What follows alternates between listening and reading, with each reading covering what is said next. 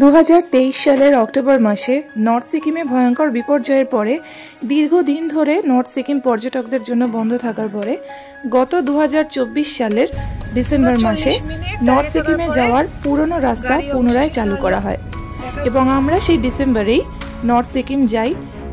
2024-এর 24শে December আমরা গ্যাংটক থেকে north Sikkim লাচুংয়ের উদ্দেশ্যে রওনা হই এবং যাই সেই পুরনো রাস্তা দিয়ে, যে রাস্তা দীর্ঘ প্রায় 1.5 বছর বন্ধ থাকার পরে পুনরায় চালু হয় 2024-এর 1 ডিসেম্বর থেকে।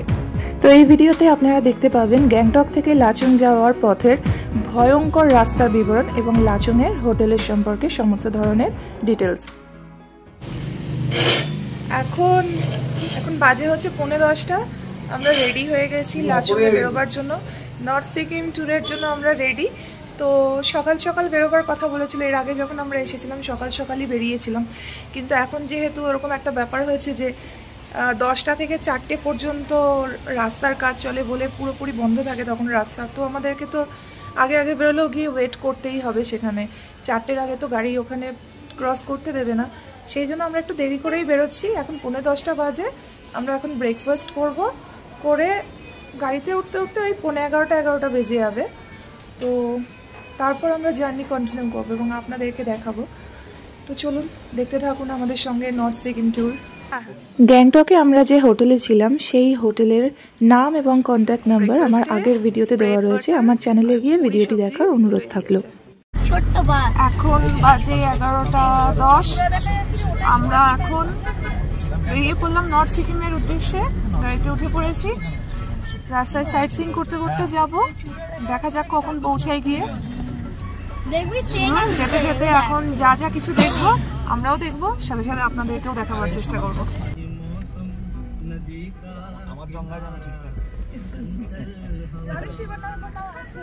গ্যাংটক থেকে নর্থ সিকিমের পথে অনেকক্ষণই সঙ্গী হিসেবে পাবেন অপূর্ব কাঞ্চনজঙ্ঘাকে।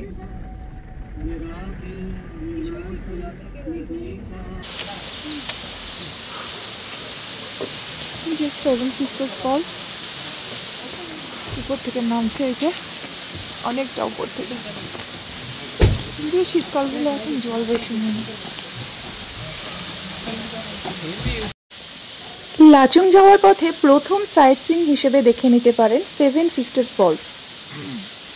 চারিদিকে সবুজে মোড়া পাহাড়ের অনেক উঁচু থেকে নেমে আসা একটি দারুণ সুন্দর ওয়াটারফলস।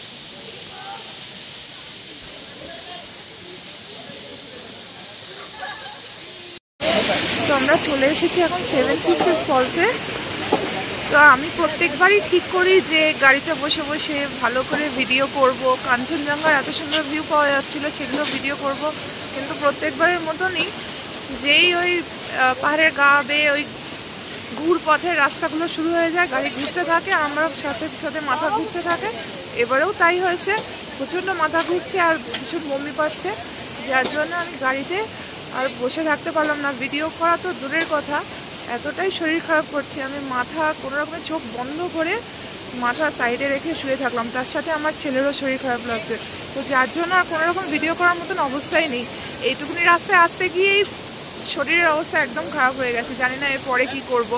ড্রাইভার বলছে এবার রাস্তা আরও খারাপ, তো দেখা যাক কী হয়। আপাতত সেভেন সিস্টার্স ফলসে নেমেছি, এখানে নেমে একটু হাওয়া টাওয়ার একটু ফ্রেশ এয়ার নিয়ে নিচ্ছি। গাড়িতে উঠলে তো আবার শরীর খারাপ লাগবে, যতটুকুনি পারি ফ্রেশ এয়ার নিয়ে নিই, একটু স্টেবল হয়ে নিই, তারপর আবার গাড়িতে উঠবো।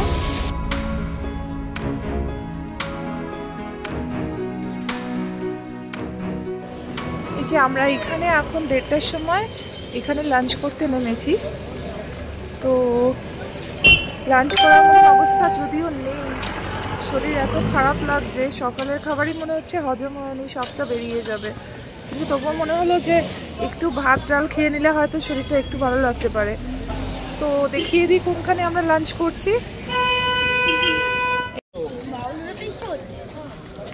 এই যে এই রেস্টুরেন্টে আমরা লাঞ্চ করলাম নর্থ সিকিম যাওয়ার পথে। এখান থেকে আপনারা আপনাদের দরকারি জিনিসপত্র নিয়ে নিতে পারেন, বেশ কিছু দোকানপাট রয়েছে এখানে। এরপরে উপরে উঠে গেলে আর কিছুই পাওয়া যাবে না।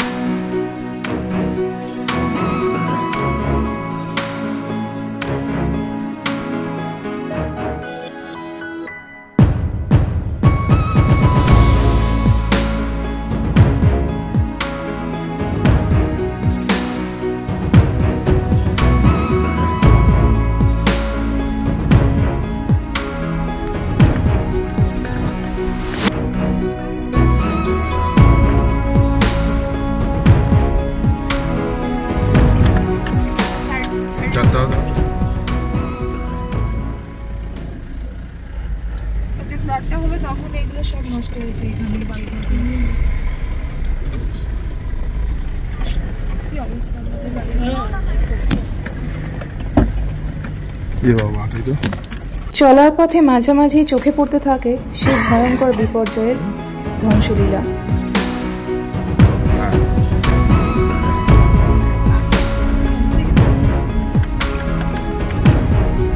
বন্যার সময় না কোন নদী বন্ধ হয়েছে, বাঁধ ভাঙা বৃষ্টি করে ইয়ের না মেঘ ভাঙা বৃষ্টি।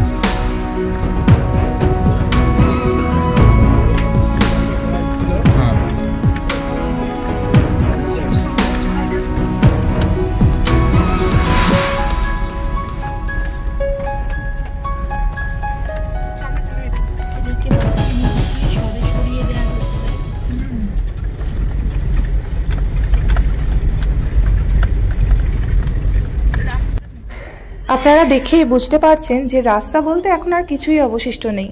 রাস্তার কাজ সবেমাত্র শুরু হয়েছে, তবে যাওয়ার মতন কোনো রকম একটু চলার পথ তৈরি করা হয়েছে। অ্যাম্বুলেন্স না পুলিশ?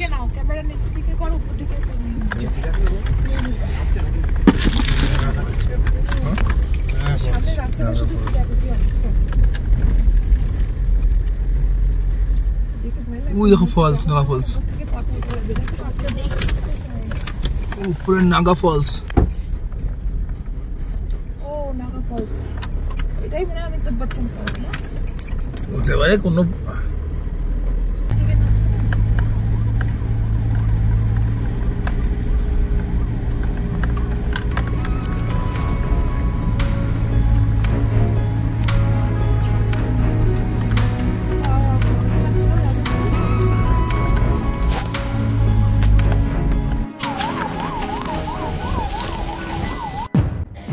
রাস্তার পাশে এই অবস্থা, যখন তখন পাহাড় ভেঙে পাথর খসে পড়তে পারে।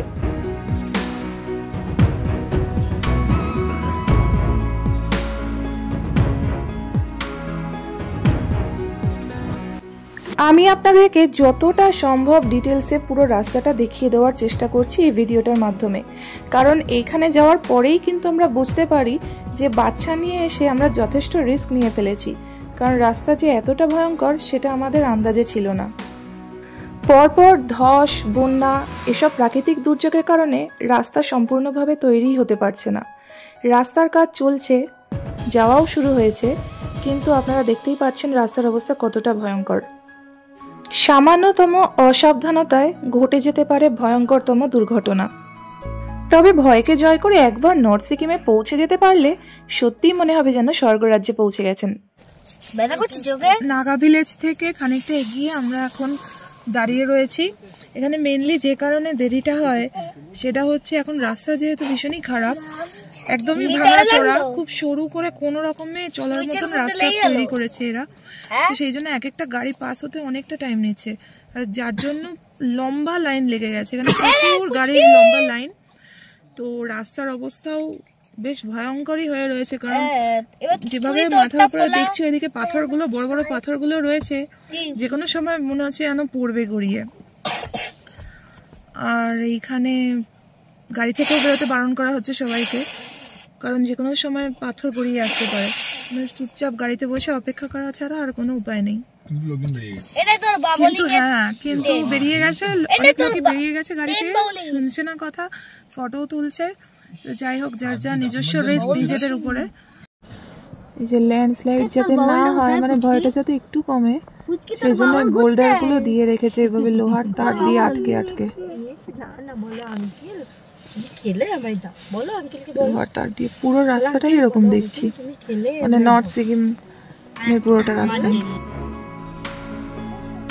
পথ চলতে চলতেই ক্রমশ দিনের আলো ফুরিয়ে আসতে থাকে আর নেমে আসতে থাকে সন্ধ্যা। নদীর আওয়াজ পাচ্ছিলাম, ওই যে নদীটা দেখা যাচ্ছে অল্প একটুখানি। দেখো ওই দিকটায় সানসেট হচ্ছে, কি সুন্দর লাগছে, কালারটা পুরো অরেঞ্জ হয়ে রয়েছে।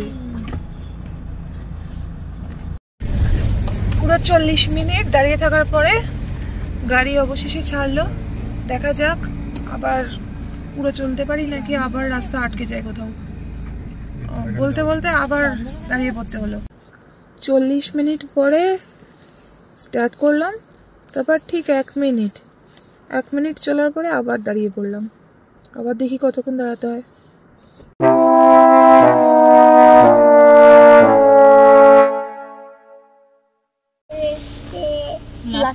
আমরা সকাল 11টার সময় গ্যাংটক থেকে রওনা দিয়ে লাচুংয়ে পৌঁছেছি রাত প্রায় 8:45টার সময়। তো কেন এত সময় লাগছে আশা করি এই ভিডিওটা দেখেই আপনারা বুঝতে পারছেন।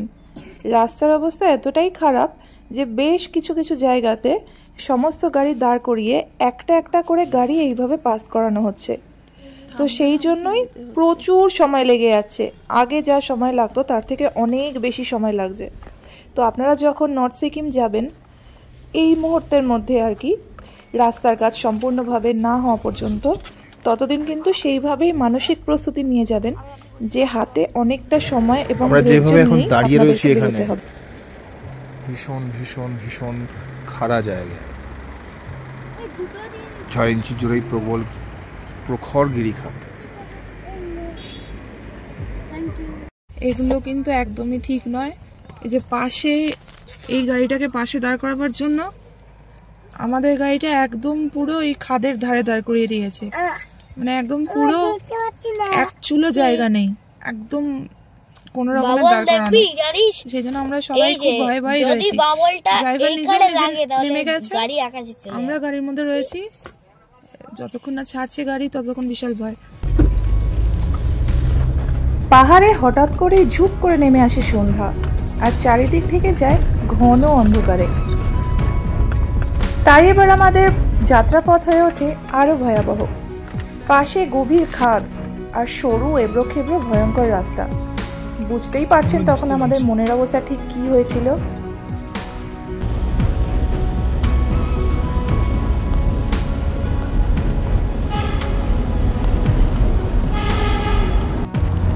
আমরা এখন যাচ্ছি থেং ভিলেজের মধ্যে দিয়ে।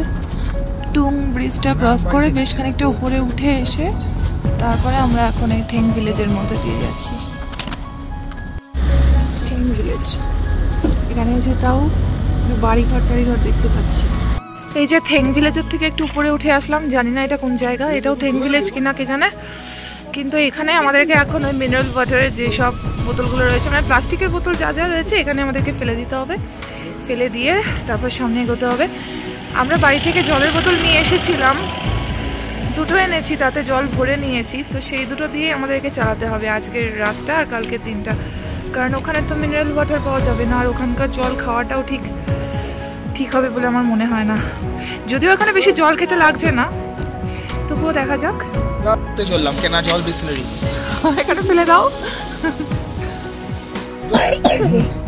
এইখানে আমরা জলের বোতলগুলো ফেললাম, একটু ওয়াশরুমে গেলাম, টুং চেক পয়েন্ট।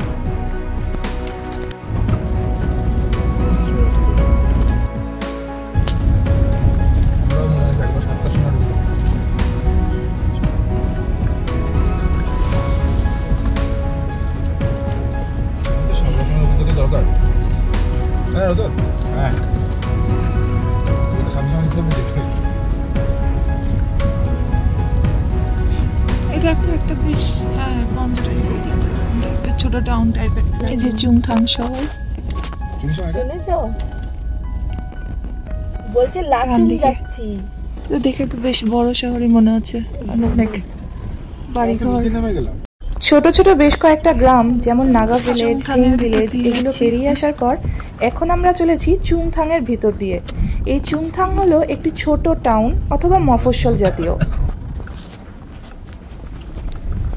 এখানেও হোটেলস আছে অনেক, এসবিআই। এই চুংথাংয়েও কিন্তু বেশ কিছু দোকান বাজার এবং থাকার জায়গার ব্যবস্থাও রয়েছে।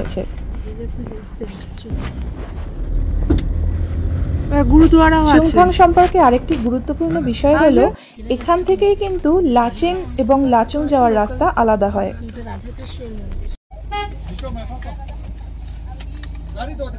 কি হলো, এটা কি কাটলো রাজর্ষি?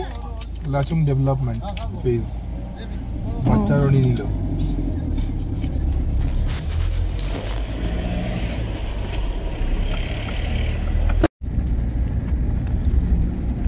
লাচুং শহর দেখা যাচ্ছে, আমরা ঢুকবো এক্ষুনি লাচুংয়ে। গাড়ি থেকে নামলাম, এখন চোখ মুখের অবস্থা একদম পুরো ঝোড়ো কাকের মতন হয়ে গেছে, দেখেই বুঝতে পারছেন। ভীষণ ক্লান্ত লাগছে, ভীষণ টায়ার্ড লাগছে, চুল ফুলেরও কি অবস্থা। আর প্রচন্ড ঠান্ডা, -2 ডিগ্রি এখন। এখন কটা বাজে রয়েছি, কটা বাজে এখন? 7:30। 7:30? কটা? 7:30? 8:30। 8:30। আচ্ছা ঠিক আছে, আমরা তাহলে শেষমেশ 8:30 নাগাদ এসে পৌঁছলাম এখানে। আরও ঠান্ডা আরও বাড়বে দেখাচ্ছি। এখন আপাতত -2, এরপরে হয়তো -3, -4, -5, রাত 10টার সময় দেখাচ্ছে -5 হবে। চলে আয়। তো আমাদের হোটেলের নাম হচ্ছে হোটেল ইয়ামথং ম্যানিয়া। প্রচণ্ড ঠান্ডা লাগে, আমি কথা বলতেও পারছি না, এখন মুখ ফুক ঢেকে নিয়েছি, জ্যাকেটটাও পরে উঠতে পারিনি এখনো। গাড়িতে অস্বস্তি হচ্ছিল বলে জ্যাকেট পরিনি, কিন্তু এখানে জ্যাকেট না পরে আর থাকতে পারছি না। পরে রুমে গিয়ে ফ্রেশ হয়ে তারপর আবার কথা বলছি। এখন প্রচণ্ড ঠান্ডা লাগছে, ভিতরে গেলাম।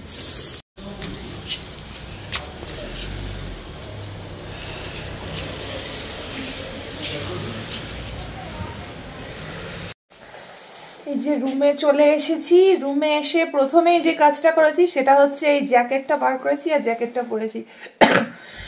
যদিও আমার দুটো বডি ওয়ার্মার প্লাস পুলোভার সবই পরা ছিল, তবুও তাতে ঠান্ডা মানছে না। এই জ্যাকেটটা পরে আর ঘরের ভেতরটাও বেশ গরম, আরামদায়ক, সেই জন্য এবার একটুখানি শরীরটা একটু ঠিক লাগছে ঘরে বসে। আর আসার সাথে সাথে এরা গরম চা দিল, সে চাটা খেয়েও অনেকটা সুস্থ লাগছে। তো ডিনার করতে আবার নিচে যেতে হবে। তো রাজর্ষি বাইরে গেল একটুখানি হাঁটতে রাস্তায়, আমরা আর যেতে পারলাম না, মানে আমি আর আমার ছেলে আর বাইরে যেতে পারলাম না, এত ঠান্ডা লাগছে। বাইরে গেলে আবার জমে যাব। কালকে তো সকালে আবার বেরোতেই হবে। কালকে ভোরবেলা দেখাচ্ছে 6টার সময় -7 থাকবে টেম্পারেচার। তো আমি মানে লাচুংয়ে যদি -7 থাকে, তো 0 পয়েন্টে বা ইয়ামথাংয়ে কত থাকবে সেটা ভেবেই আমার ভয় লাগছে। আর অত ভোরবেলা ওই ঠান্ডার মধ্যে কি করে যাব, গিয়ে কি করব সেটাই বুঝতে পারছি না। আর ব্রিদিং প্রবলেমের কথা যদি বলি, তো এইখানে লাচুংয়ে ব্রিদিং প্রবলেম কোনো নেই, কোনো অসুবিধা হয়নি। ওই ঠান্ডাটাতেই প্রচণ্ড কষ্ট হচ্ছে। আর সিঁড়ি দিয়ে আমাদেরকে উঠতে হয়েছে 2nd ফ্লোর অবধি। তো সিঁড়ি দিয়ে ওঠার সময় একটু কষ্ট হচ্ছিলো, মানে একটু হালকা হাঁপানি লাগছিল। এর বাইরে আর অন্য কোনো কষ্ট হয়নি। রুমও ঠিকঠাকই রয়েছে, আমি রুম ট্যুরটা আপনাদেরকে দেখিয়ে দেবো এক্ষুনি। আর 8:08 তো বেজেই গেছে, ডিনারের জন্য এক্ষুনি ডাকবে। তো আমাদের খিদে পেয়েছিল বলে আমরা এসে বললাম যে অনিয়ন পকোড়া বা ভেজ পকোড়া চায়ের সাথে এগুলো হবে কিনা, কিন্তু ওরা বললো যে না, এখন যেহেতু রাত হয়ে গেছে, 9টা থেকে ডিনার, তো সেই জন্য এখন আর অন্য কিছু ওরা তৈরি করতে পারবে না। অলরেডি আমরা অনেকটা লেটে এসে পৌঁছেছি যেহেতু, তাই অগত্যা খিদে নিয়েই থাকতে হবে আর ডিনার পর্যন্ত ওয়েট করতে হবে। ঠান্ডায় কাঁপতে কাঁপতে হলেও বেরিয়ে পড়লাম, কি আর করব, হোটেলের মধ্যে কি বসে থাকার জন্য এসেছি। আর এই ঠান্ডার মধ্যে চুপচাপ ওই ঘরের মধ্যে বসে থাকতে আরও বেশি কেমন যেন একটা ডিপ্রেশন চলে আসে। সেই জন্য বললাম রাজর্ষিকে চলো একটু বাইরে থেকে হেঁটেই আসি। হ্যাঁ খাবো।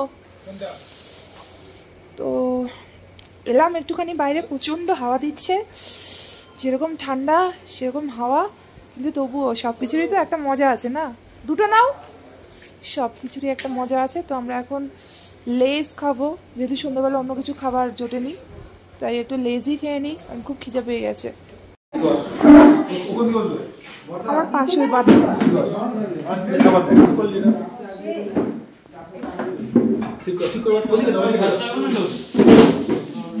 হ্যাঁ, সেই সিস্টেমের নেওয়াটা তখন আমি করলাম না।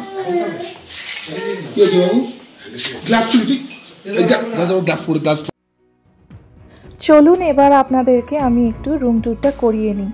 যদিও রুমের অবস্থা খুবই অগোছালো, কারণ এই ভিডিওটা আমি আগের দিন রাত্রিবেলা যখন পৌঁছিয়েছিলাম সেই সময় করিনি, কারণ সেই সময় ভীষণ টায়ার্ড ছিলাম, আর তাছাড়া ঘরের আলোটাও খুব বেশি উজ্জ্বল ছিল না, তাই এটা পরের দিন সকালবেলায় উঠেই করেছি, যার জন্য রুমের অবস্থা খুব একটা ভালো অবস্থায় নেই, মানে একদমই অগোছালো অবস্থায় রয়েছে।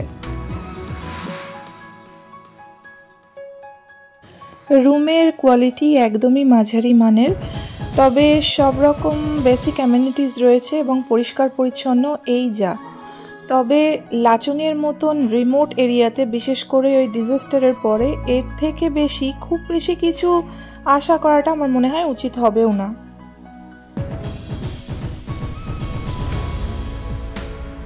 তবে রুম থেকে সকালবেলা খুব ভালো ভিউ পাওয়া যাচ্ছিল।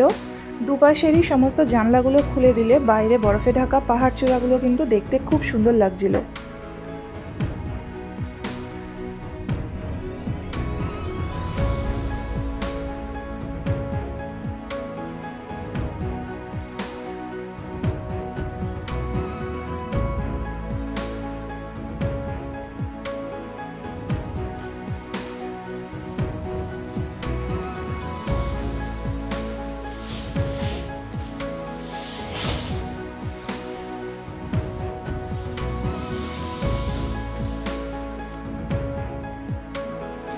তবে একটা কথা অবশ্যই বলতে হয়, সেটা হচ্ছে এখানকার খাবার দাবার কিন্তু খুব টেস্টি ছিল, একদম বাড়ির খাবারের মতনই। এবং বাঙালি স্টাফ সমস্ত, তাদের রান্নাও কিন্তু একদম আমাদের বাড়ির খাবারের মতনই ছিল।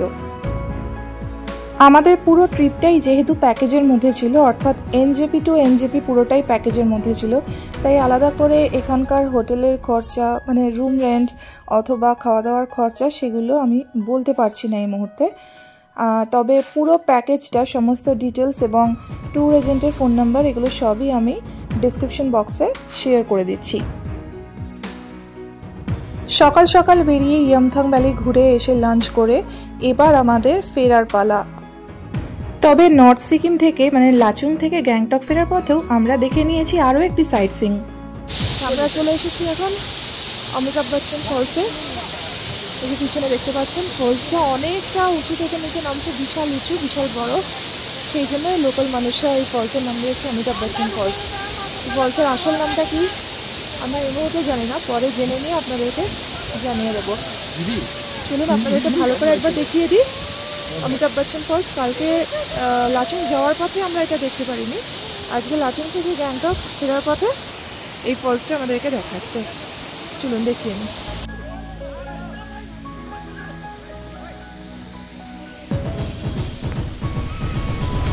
তো এই ছিল আমাদের নর্থ সিকিমের যাত্রাপথের সম্পূর্ণ বিবরণ, অর্থাৎ গ্যাংটক থেকে লাচুং যাওয়ার সমস্ত যাত্রাপথ এবং সেখানে হোটেলে থাকার সম্পূর্ণ ডিটেলসের ভিডিও। খুব তাড়াতাড়ি আসছি ইয়ামথাং ভ্যালির ভিডিও নিয়ে। এই ভিডিওটি যদি ভালো লেগে থাকে তাহলে অনুরোধ করব অবশ্যই এই ভিডিওটিতে একটি লাইক দিয়ে আমার চ্যানেলটিকে সাবস্ক্রাইব করে দেবেন। ধন্যবাদ।